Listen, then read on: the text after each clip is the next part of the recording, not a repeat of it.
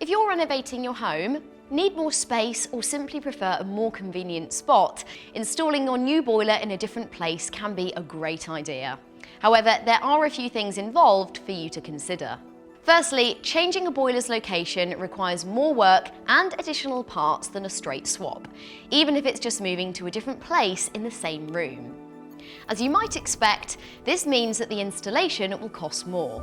But once you finish giving us all of the relevant information, our clever BOXT platform will provide a fair, fixed price that includes everything needed to relocate the new boiler. Another thing to keep in mind when relocating a boiler is that the installation usually takes longer. So you should consider this if you have a tight deadline or need your heating and hot water back up and running as soon as possible. Lastly, moving a boiler is a significant job that can cause disruption within your home.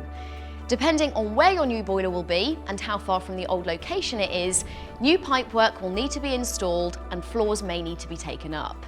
This could be inconvenient if you've just finished decorating, but not an issue if you're in the middle of a renovation. If you're unsure where to install your new boiler or have any other questions, not to worry. You can use our live chat to speak to one of our experts who will advise you and make sure your installation is planned perfectly.